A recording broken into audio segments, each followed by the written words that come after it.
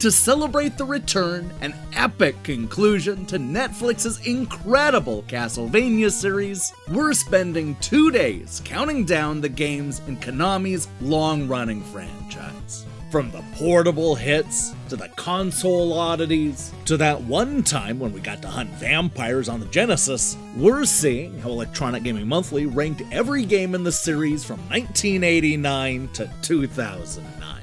That's 30 years of badass Belmont moments, Dracula's dastardly deeds, and of course, castles crumbling in the distance. We already covered the bottom half of the countdown in yesterday's video, which included a few questionable 3D installments, and a fighting game that was so bad that it nearly derailed the entire franchise. Now it's time to wash that bad taste of blood out of our mouth with some of the biggest and most influential entries in this amazing series. Grab your favorite steak and pack some extra garlic, because today we're counting down Electronic Gaming Monthly's best reviewed Castlevania games. Don't worry, a whip is not required, but is recommended.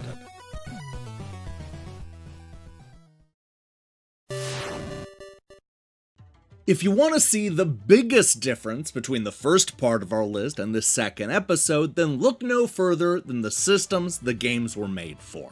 While the bottom half may have been dominated with home console releases, most of the games that we're going to be talking about in this top 10 list were made specifically with portables in mind. The first game that we're going to be talking about today perfectly bridges that divide. The Dracula X Chronicles packages two of the franchise's best console games together for a market that was more accustomed to playing Castlevania on the go. Based on the EGM reviews, this was a winning strategy. Jeremy does a great job of explaining why this compilation matters. Rondo of Blood has always been the Castlevania fans' holy grail. Released only in Japan for an obscure system, gamers have long lusted for a way to play this game without dropping a few $100 on eBay. He loved the fact that this collection not only comes with a competent but slightly underwhelming remake of Rondo, but also the original 16-bit version and its sequel, Symphony of the Night. Mark agreed with Jeremy that the Rondo remake could have been better, but ultimately felt like these were minor problems in the face of an amazing overall value. Classic Rondo alone would have been a great budget title for virgin Western audiences. Adding a remake and Symphony turns this into a no-brainer. While nowhere near as good as getting a brand new game, EGM couldn't resist a great value and gave this classic Castlevania collection an average score of 8.3 out of 10.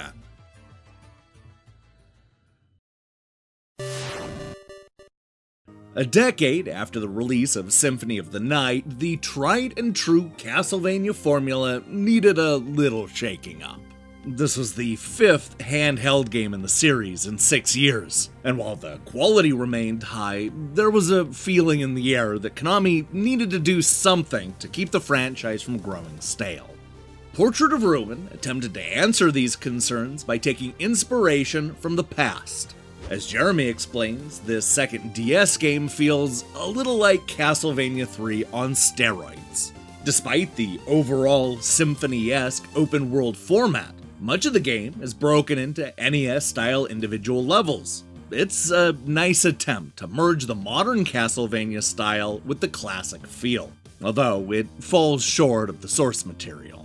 Michael agreed that Portrait of Ruin was far from perfect, but liked that all the new changes helped to break up the monotony of the previous titles. Both the character switching and the pseudo levels make the main castle crawling play less like a rotting corpse. He also complained about the anime art style and found the multiplayer stuff to be pointless. Overall, the editors liked the shake-up, but found Portrait to be too repetitive and uneven.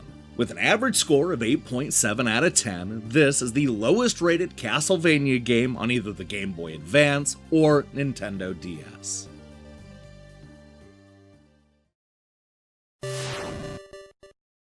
If you are a long-running franchise looking to make a statement, then one of the best ways to do that is to drop the number and subtitle and just go back to the original name. This tells consumers that the series is rebooted or changed in a meaningful way, making it a great starting point for anybody who missed out on the previous entries. That said, there are definitely risks associated with making this sort of statement, especially if the shakeup doesn't work. That's the case with Castlevania on the Nintendo 64, the game that was designed to usher in a new era of 3D vampire hunting. It did not. While it did manage to score a speedy sequel that landed at 16th place, this was not the template for the series going into the 21st century. Hell, it wasn't even the template for 3D Castlevania games, as both Lament of Innocence and Lords of Shadow borrowed nothing from the 64-bit entry. Obviously, the EGM editors didn't realize this at the time. What they saw in 1999 was a solid 3D action platformer with a lot of potential. Dan describes it as playing more like a gothic mix of Tomb Raider and Mario 64 than, well, Castlevania. Is that necessarily bad? As you can tell by my score, no. Castlevania is a work of art. The one caveat that all the editors had was that the game has a painfully slow start. Hell, Crispin starts his review by noting that "it gets better" are the 3 words that best sum up the game. John D. expands on this point by saying that for the first 30 minutes or so, you'd be forgiven for dismissing Castlevania as another crappy 3D action platformer. Stick with it for longer, though, and it reveals itself to be an atmospheric and superbly designed adventure that seems to increase in quality the further you progress. Although polarizing now, Castlevania on the Nintendo 64 managed to average an impressive 8.75 out of 10. Making it the best reviewed 3D game in the entire franchise.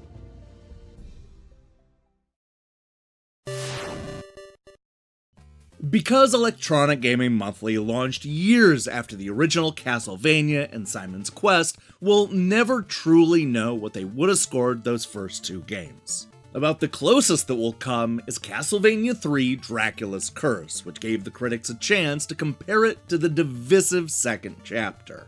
A good example of this is Sushi X, who seemed to prefer this over the open world change that we saw with Simon's Quest. A return to the original format certainly warms my heart, as long as no one drives a stake through it. He liked the new enemies and switching between the different characters. Ed, on the other hand, called Castlevania 3 familiar. Giving it the lowest score of the bunch, he notes that it's a good game from start to finish. The graphics and music are top-notch, and the quest is still entertaining after parts 1 and 2. Martin, who considered himself to be a hardcore Vania fan, said that Dracula's Curse is vampire hunting at its best.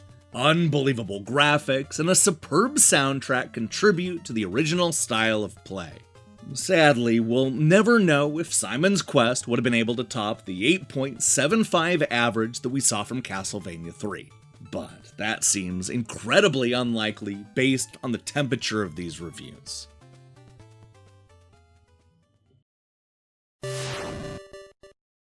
Reviewed just 2 issues before EGM's first untimely death, Order of Ecclesia also marks another sad ending.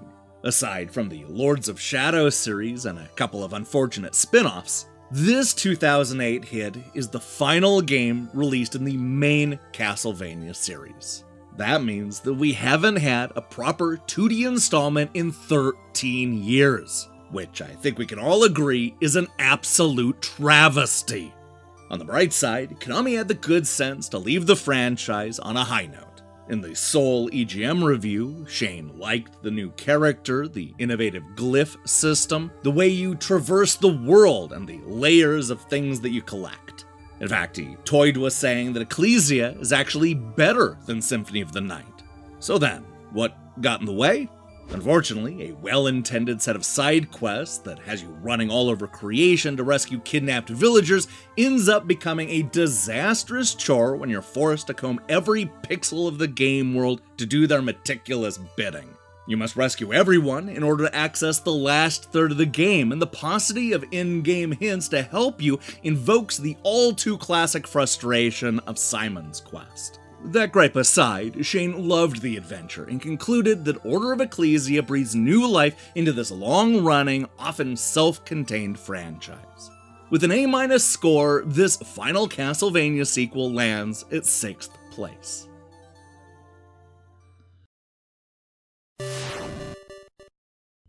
Admit it, Vania fans, Konami is not always good at jumping from one platform to the next. They have this tendency to want to either reinvent the formula for a new generation, or aimlessly search for the next big thing. But that wasn't the case when it came to the handoff from the Game Boy Advance to the Nintendo DS. Instead of making drastic changes to the formula, they opted instead to pick up right where Aria of Sorrow left off. As Shu puts it, musty hallways, skeletons, bats, and flying Medusa heads, that sick weapon that's just out of reach because I haven't scored the double jump boots yet. Wait, haven't I visited this castle many times before? Yes, Dawn of Sorrow walks down the same design path as its GBA predecessors. But that's just fine, because it has the same excellent pacing that makes exploration, combat, and leveling up so compelling. Shane liked that Dawn of Sorrow was little more than a really polished version of the Castlevania formula. In fact, he started out his review by explaining that in many ways, this first DS game is actually better than Symphony of the Night. Here, girly man hero Soma Cruz amasses more varied equipment, masters more powers, and weaves his way through a perfectly paced, respectably difficult side-scrolling adventure. Everything fits into place.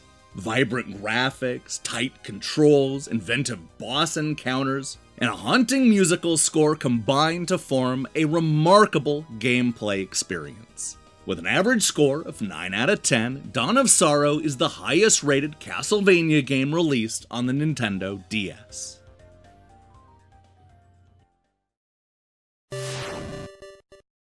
One of the reasons why Konami failed to reboot the Castlevania series on the Nintendo 64 is because they didn't need to. Symphony of the Night had already successfully rebooted the franchise 2 years earlier. Forget the 3D entries, because this PlayStation classic was the driving force going forward. Every single time Castlevania released a 2D game, it was based on the blueprint of Symphony of the Night. This one game changed the franchise forever and sent ripples throughout the gaming industry that we're still feeling today. I don't think it's too much to say that Symphony of the Night was the most important game in the series since the original Castlevania. Craig is quick to state the obvious. How ironic that Castlevania X, one of the PlayStation's best games, is 2D. The rest of the editors agreed. Crispin explains that this is exactly what I've been looking for in a 32-bit Castlevania game. Great graphics and animation, plenty of way cool bosses, and tight 2D gameplay. John also loved it, but did have a couple of complaints. One, I think the voice acting bites. The voices themselves are fine, but the actors don't seem to understand their parts, and it adds an element of cheese I'd rather not have to deal with in a game of this caliber. 2, the game is a bit too easy, which is a letdown because past Castlevania games have been known for being tough. Minor complaints aside, everybody loved Symphony of the Night.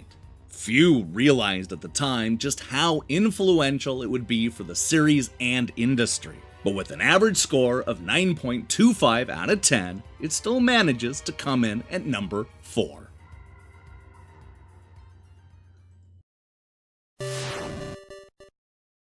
From the early Game Boy titles to the Nintendo 64 oddities to the weirdly inconsistent games found on the PlayStation, we've covered a lot of ground in these 2 episodes. Now that we've knocked out all the other systems, it's finally time to talk about Castlevania's favorite home, the Game Boy Advance. Between 2001 and 2003, Konami managed to release 3 Symphony-inspired sequels on Nintendo's 32-bit handheld, all of which were met with high marks from the review crew. This was Castlevania's most consistent moment. But in a world where one of them has to be the weakest link, Aria of Sorrow is the installment that comes up short. Now, let's not overreact, because this final Game Boy Advance game still managed to average an impressive 9.3 out of 10. It's literally the 5th best reviewed Game Boy Advance game of all time, so don't even feel a little bad about its placement here. What ultimately brought the game down was a debate that played out between two of the editors.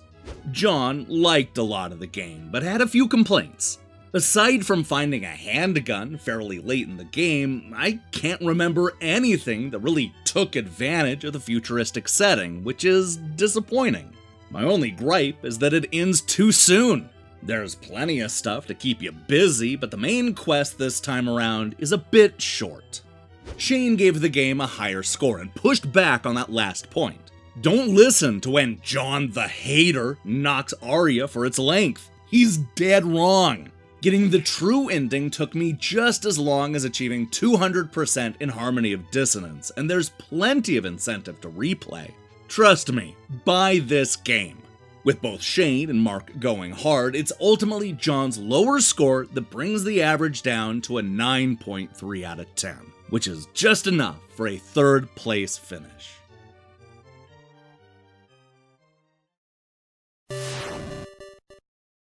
When the Game Boy Advance was released in 2001, fans had plenty of great options to choose from. From Mario to Tony Hawk to a new F-Zero game, the launch lineup was stacked. But while those may have been heavy hitters, there was only one GBA launch game that actually mattered, and that was Castlevania Circle of the Moon. Coming 4 years after Symphony of the Night, the EGM editors were desperate for another game that was just like that. This is exactly what they got in Circle of the Moon, the game that solidified the franchise's shift towards large, interconnected worlds. In a lot of ways, this was exactly the game that Castlevania fans had been waiting for. Mark puts it perfectly. As far as I'm concerned, this is the best reason to own a Game Boy Advance so far. Graphically, it's a bit dark and hard to see, but with a good light source, you can fully appreciate the crisp and very detailed visuals. Jonathan called it a masterpiece of 2D gaming. Konami has taken the best parts of Symphony of the Night and Dracula X, merging them on the Game Boy Advance and adding a metric ton of new abilities via a card collecting system. Che also loved the game, going as far as to give it a perfect 10 and concluding that it's probably the best handheld title, outside of Tetris, that I've played. To be clear, there were complaints about a weak story and repetitive action, but none of that hurt the game's overall average. With a score of 9.5 out of 10, Circle of the Moon is not only the 2nd best reviewed Castlevania game of all time, but also the highest scoring Game Boy Advance launch game.